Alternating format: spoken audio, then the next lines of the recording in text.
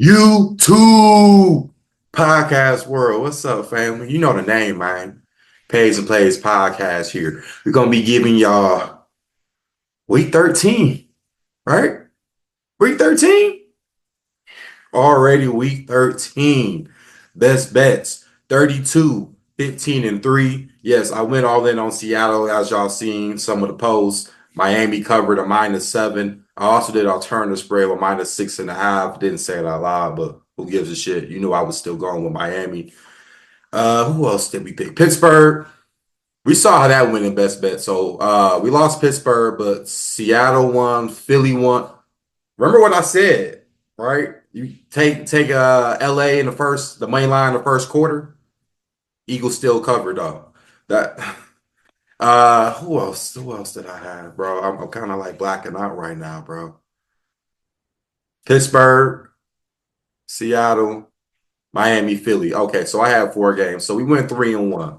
Well, as far as those games, but my bets, y'all seen it. I went, bro. You telling me I saw Seattle last minute? For some reason, I was at the crib, and I'm like, all right, I already got Miami -7 and 6.5 alternative.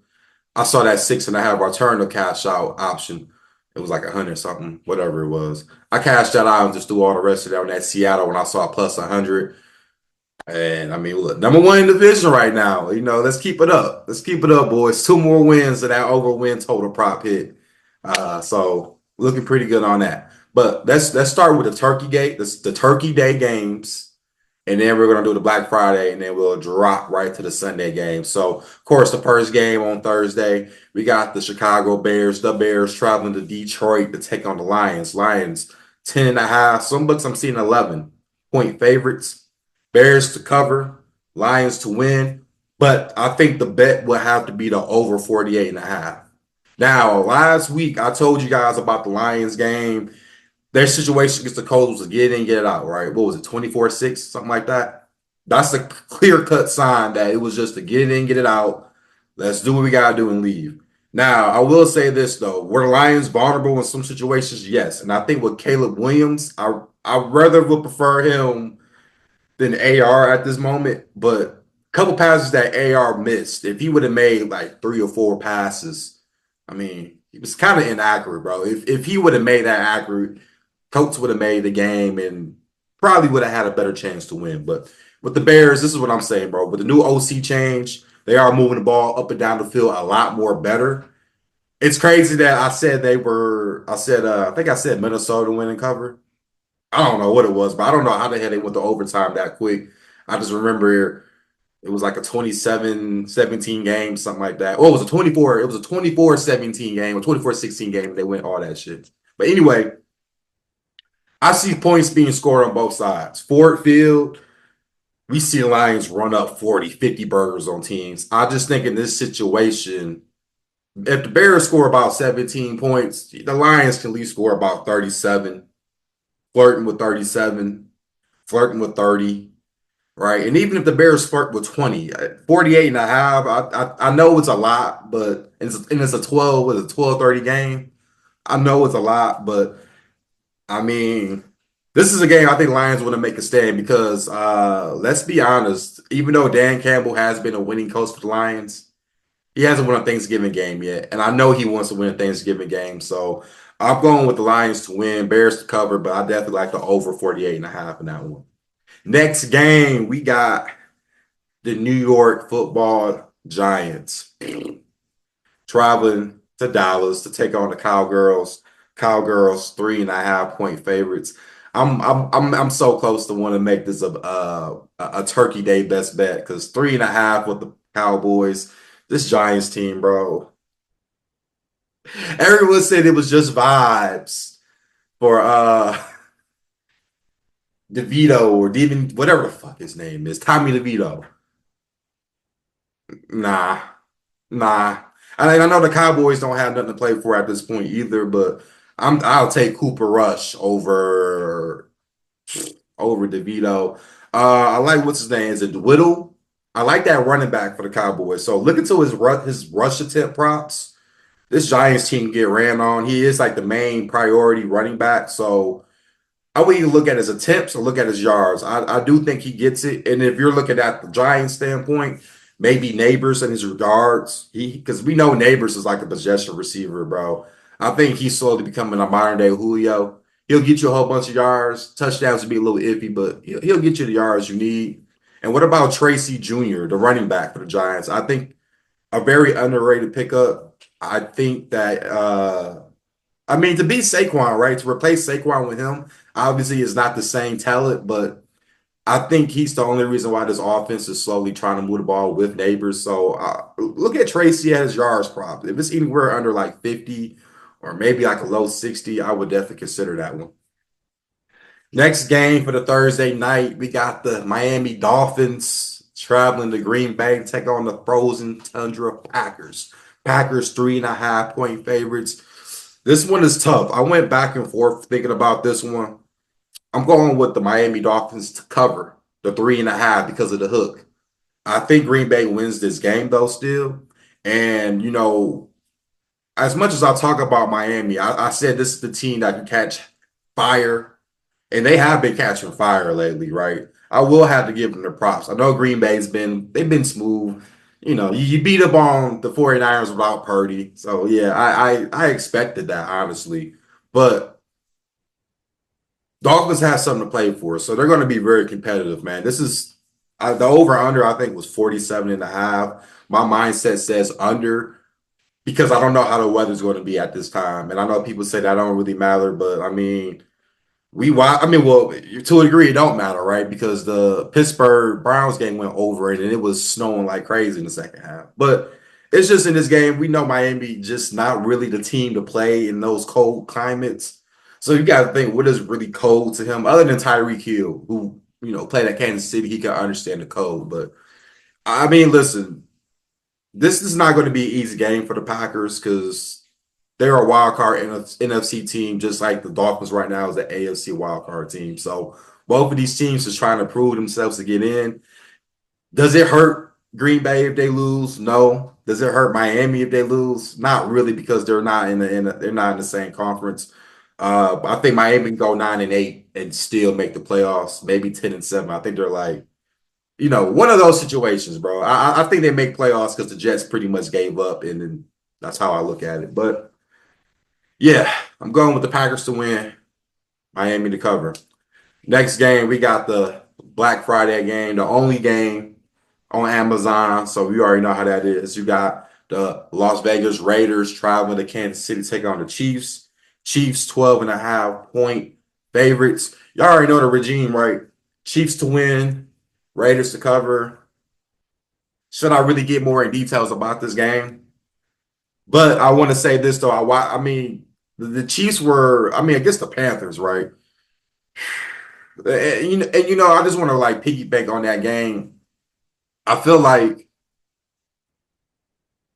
watching that game, you saw how Mahomes, when it got tied up out of nowhere. I mean, you know, just gonna say it like that. It got tied up, and he found a way to make sure they can have an opportunity to win the game. It makes sense now why Buffalo went for 4th and 2. It makes 100% sense because now look what I mean. You know what Mahomes is able to do. And I know it was against a lower ranker team, but still. But with the Raiders, I don't know if Desmond Ritter's supposed to be playing. So if Desmond Ritter's supposed to be playing, I don't think they cover this game. The more I think about it, because people who know me, they know how much I don't like Desmond Ritter, bro. And I saw his last drive when they played Denver the other day, and they gotta look fucking awful. So, like I said, I got Chiefs to win, Raiders to cover, but how confident I am on the Raiders to cover? Not really. Next game, we got the LA Chargers traveling to Atlanta. This is the Sunday games we're talking about now. You got Chargers minus 1.5 point favorites. Make this a best bet. Y'all know I'm going with the Chargers to win and cover. Y'all know this, right? I didn't bet them last night. No, I didn't. I wanted to, and y'all saw how that went down. This team's gonna bounce back against Atlanta, bro. The more physical team, the more tough team. I know Harbaugh already is already ripping one on him right now about that performance last night. We know Lamar Jackson's Lamar Jackson though, so you have to respect that. But Kirk Cousins, I don't. Come on, bro. This Atlanta team has no pass rush, and I don't know how they're going to stop Herbert. They can somewhat handle the run, but they can't stop the pass. I know Quentin Johnson had a bad game, but we already hear from Herbert. We know it's going to be some optimism heading into the next week. Uh, uh, when they cover these 1.5 type numbers, when you see the Chargers, they don't just cover, bro. They usually just blow you the hell out. Other than that Cincinnati game, so make this the best bet for me. I know it's on the road, West Coast team to the Eastern Standard Time zone, but that didn't matter when I picked Seattle against Atlanta, right? So make that the best bet for me. Chargers -1.5.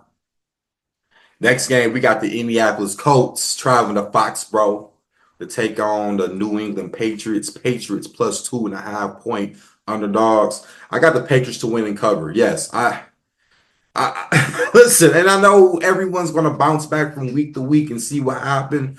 But bro, we know Miami, bro. New England struggles at Miami traditionally, even when Brady was there. So like sometimes you just have to go with that narrative. The Colts, bro, AR is so inaccurate. If he's inaccurate in the dome, how the hell can you be accurate outside? Like, I mean, this New England team is not as bad as people are advertising. Are they young? Yes. Are they trying to figure things out? Yes. I just realized that Jabril Peppers was on the exempt list. I don't know what the hell happened, but I just found that out. But anyway, though, I know Drake May is a ultimate playmaker, and Ramon Stevenson, they can run. But listen, this Patriots team isn't bad. They're young, but I mean, I'm just not taking AR over anybody right now. I mean, unless it's Desmond Ritter, I'm not taking nobody over him. So I'll be going with the Patriots, and it's so tempting making the best bet because I know the only thing about this that stags me is that towards the end of this year, the teams that we know ain't going nowhere within the top five of the drive or top 10 of the drive. Some of those teams just start to lose because we know what they're doing. But I got to go with the Patriots to win and cover. I think they are actually trying to win because they got a quarterback. So what are they trying to tank for? That's how I look at it. Next game, we got the Houston Texans traveling to Jacksonville. Duval take on the Jacksonville Jaguars. Jaguars 4.5 point underdogs. Jags to cover, Texas to win. Not too much science, bro. Texas had no reason losing to Tennessee. So I really, I mean, the sophomore slump is real. And I know everyone talks about CJ Stroud, but realize the last few weeks, bro, I wouldn't hear nobody talk about him like that. Like I said, the sophomore slump is real, and it's okay because it happens to most players. It happens. I did try to warn you guys before the beginning of the season that don't have too many expectations, high expectations, because this team is still a younger team trying to figure out how to win. New coach, second year coach, D'Amico, he's trying to figure it out how to be a coach now. Now that the talent has been not only better, but the wins have showed up. So you expect the bumpy rides here and there.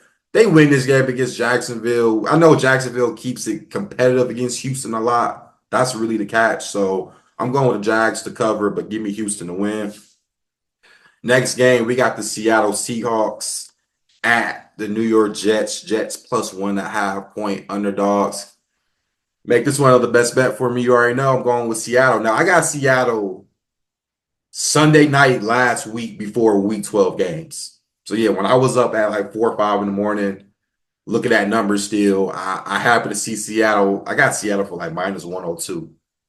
Yes, on the money line. People thought for some reason the Jets was the favorite, which they were. They were +1.5. So I'm like, if Seattle wins this game against Arizona as confident as I was, and they did, I figured the line was going to change. So I still would take them at 1.5 as a favorite. But I also, like I said, but the problem with the Jets, they had a bye week, but I'm sure you guys heard the news, right? Joe Douglas is fired. You hear Woody Johnson talking about Aaron Rodgers should have been benched after week 4, week 5. And now you hear that A-Rod wants to play, but he don't want to play with the Jets. So now there's a lot of problems, bro. And this is what I say the turmoil of the Jets was just starting to show. For one, like I said, there's no coaching, there's no chemistry. There wasn't really a lack of sense of urgency, and that's probably why this team went down the crap. While Miami is slowly still going up in that division. Seahawks, on the other hand, you started off 3-0, perfect. Then you lost what, 4 games in a row, 3 games, 4 games in a row. Now you're up 2 games in a row, number one in the NFC West. Coaching. This is what I'm saying, is coaching. I know McDonald is a new coach, but you know, Ubrich, I know he's the interim guy, but this is what I'm saying when it comes to coaching. Like, I'm going to take McDonald on this one. You can run on this Jets team. This team doesn't, I mean, Sauce Gardner is starting to be non existent. I don't understand it, but like I keep saying, as long as DK plays, we know he's going to make plays. He's like week to week on certain injuries. Sometimes he wants to play, sometimes he don't. I almost feel like he wants to leave to a degree, but who the hell do I know? This Seahawks team, like I said, I'm not going to keep raving about it. We don't even know if A-Rod's going to play, right? Because we're already hearing that the speculations of them wanting to tank. So we'll figure that out. But I'm going with Seattle -1.5. Make it the best bet for me.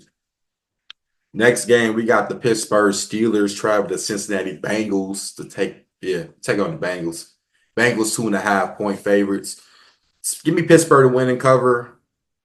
If you're Cincinnati, what do you do in this situation?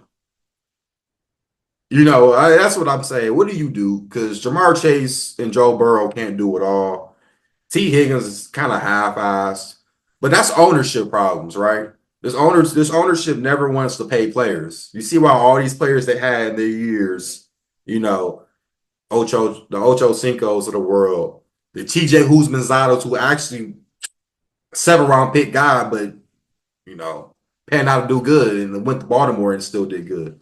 They don't pay these type of guys. Carson Palmer, look what happened with him. They just don't pay these type of guys, and you have to, and they don't even win at home. I mean, the only game they won, I believe, was the Raiders at home. So, what is that really telling me?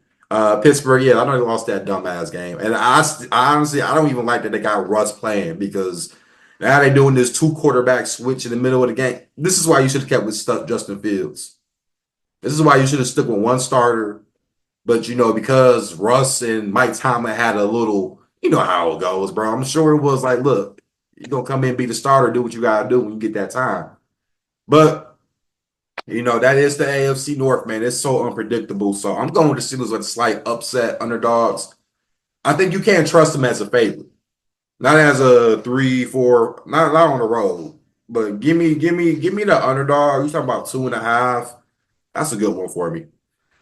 Next game, we got the Tennessee Titans at the Washington, whatever you want to call it. I'm gonna call it the Washington football team. Football team is 5.5 point favorites. I want to lean towards Washington to win and cover, but you have to wonder with that Titans win against the Texans, is that any type of momentum? You know, are they going anywhere? We know they're not going anywhere, but we know Will Levis is trying to fight for his job. He had a great game against Houston, an amazing game against Houston. I mean, you can't really, there ain't nothing else really else to say about it. But Commander's been struggling. I mean, I think the problem right now, two problems. I think that Jane Daniels hasn't fully recovered from that rib injury. I don't think it's bruised ribs, broken ribs. It's one of those situations, but I know that's something that has to be healed naturally and normally. That's just not from, any special treatments. But is it me, or like, is this Cliff Kingsbury offense back to being exposed? This is what Cliff Kingsbury used to do, right? We saw those years with Kyler Murray. They get hot, majority of the season, and then all of a sudden they get a little stagnant towards the end. Maybe you have to start to thinking, is that it? What they need to do is go back to doing, I saw a little bit of it when I watched some of that game against the Cowboys. They need to do some of that RPO action stuff. That stuff works, and I think they need to go back to doing that with the pass game. And I think they will be okay. This Titans defense is no joke, but let's not talk about the Titans defense. What about Tony Pollard putting up numbers he's been putting up? A very underrated running back this year. And listen, man, the stat line has been showing. So the Titans they're trying to be competitive. They're not just. I know they're 3-8, and ignore the record at this point. Some of these players are trying to just like I said, they're just trying to fight for their jobs at this point because it's going to be some changeover next season. Next game, we got the Tampa Bay Buccaneers traveling to Charlotte to take on the Carolina Panthers. Panthers plus 6.5 point underdogs. I'm leaning towards taking the Panthers to cover. That would be the pick if I'm leaning towards picking them. But Buccaneers win this game. I know Buccaneers play pretty much a cakewalk against the Giants, but this Panthers team, I watched I watched a little bit of the game and then I saw the little 15-minute highlights they show you. And the one thing that caught my eye was that Bryce Young is looking like QB1. I mean, it's crazy that they changed up how he's supposed. He's good when you do the little, play action fakes, the play, that's what he's good at doing. I saw that one play where he like did a play action fake, hit the little QB rollout, and he threw a dart. It was what sometime beginning of this season, sometime last season. He was scared to even do that type of stuff. So I think maybe him sitting back, getting benched, I think it benefited him a lot more than people think. And it shows because the last 4 games, I mean, they won 2 games prior in a row, and then they were very competitive in the 2 games they lost since he's been back. So I mean, and Canales understands Tampa. I believe they covered the first game, if I'm not mistaken. So 6.5 at home. If it first to 7, if it goes north of 6.5, but we might have to take Carolina on that one, buddy. Next game, we got the LA Rams traveling to New Orleans, take on the Saints. Magnolia, you got Saints 2.5 point underdogs. Rams to win the cover. This Saints team, I mean, they won 2 in a row. But if this Rams team wants to get into the playoff situation and maybe win the NFC West, you got to win a game like this. This is a game you have to win. They got to rely on that run game. You can run on the Saints. You couldn't really run that much on the Eagles. That's probably why they got stagnant to only 10 points. But run the rock against the Saints, man. And when Stafford has that little time he has, throw the rock. What I do like about this Rams team, though, Verse and Frisk. So they DN and they D tackle they drafted this year is already making huge impacts. You could argue maybe the 2 best players on defense, but I'm still picking in the Rams to win cover though. Next game, we got the Philadelphia Eagles. This is a good one right here. Traveling to Baltimore to take on the Ravens. Ravens 2.5 point favorites. This one is so hard, bro, because I went back and forth. I went back and forth really thinking about this one. I'm going with the Ravens to win and cover. My theory kind of goes to what I say about that first quarter money line scenarios against Philly. I tell you what, the Ravens dropped 13, 14 points in the first quarter. How the hell do you come back that quick? I mean, 50.5, I think it's the over under. I want to lean under towards bad because I think it can be a blowout either way. If Baltimore wins this game, they're going to blow them out. And I see. And would that really harm Philly? No, because they're still a division leader in their division. And I mean, Baltimore is Baltimore. So this game here, I can't really pick a side.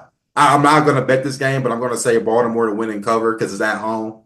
I'm going to give it a benefit of the doubt when you play at Baltimore. It is tough. But this one is hard, bro. This is the one where you just want to watch the game. You don't even want to do nothing. You just want to sit back and watch the game and analyze. And that's what I probably will do in this game. So my just thought though was Ravens to win and cover. Final 2 games, and we'll be done. We got Sunday Night Football though. San Francisco 49ers at the Buffalo Bills. Bills 6.5 point favorites. Give me the Bills to win.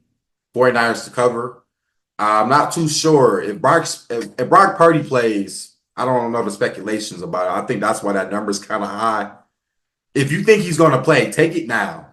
Because if they announce he's playing, you know this number's dropping from 6.5 to maybe what, 4.5, possibly 3.5, maybe by kickoff. I mean, it's not too much science about this game, bro, because I don't really like the 49ers this year. And the Bills, I mean, at Buffalo, bro, I don't see you beating the team at Buffalo, bro. It's that's just how I look at this game, man. So and it's a Sunday night football game, so this is why I stay caution.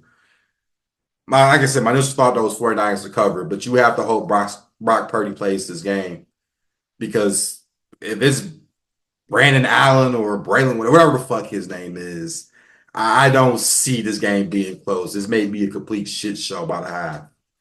And lastly, don't really like this one, but I get why they did it. You got the Cleveland Browns at the Denver Broncos. Broncos 5.5 point favorites.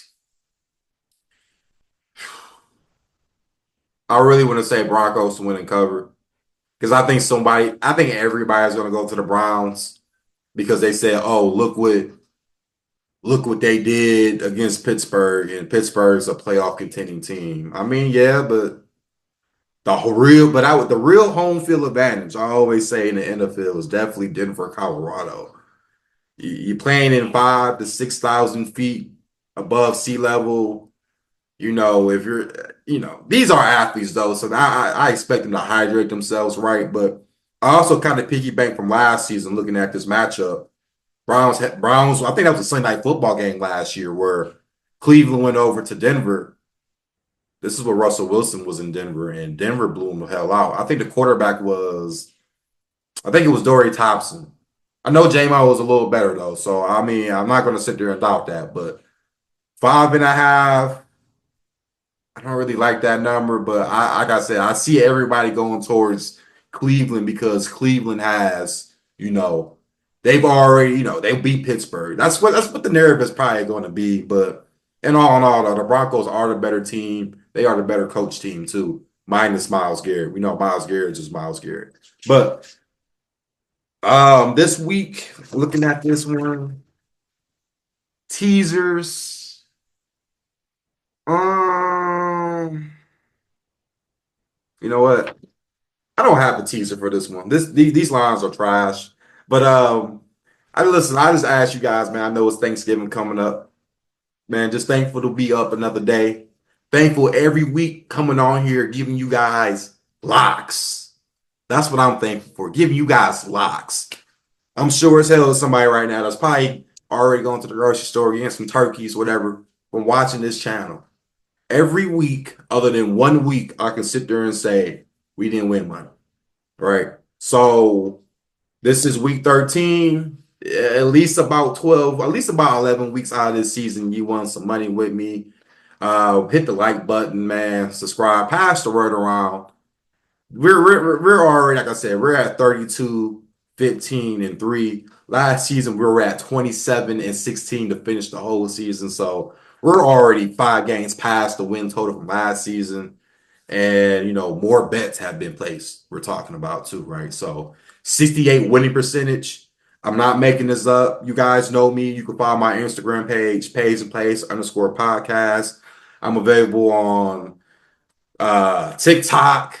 I am available on anything you get your platforms from. Apple Podcasts, Spotify Podcasts. I'm on it. YouTube. I'm also on the podcast version. So if you don't want to see the visually, I got it also on audio for you guys.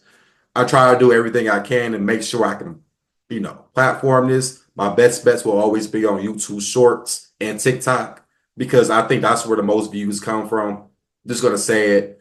Shout out to TikTok though, because now I used to have a lot of haters wondering why I pick what I pick. Now it's no comments. Now it's all likes. So that kind of tell you there's the indicator there too. But yeah, man, I hope you guys are all right, all well, man. I might have something special for y'all coming up. If we can hit 100 subs, I might do a giveaway. I might give y'all like a $50 on a bet or whatever. Put everybody in the name and rotate it. We need to get to 100 subs. We're at 86, so we're 14 away, right? And the season's still going on. So as always, man, let's get this bread out here and let's be safe.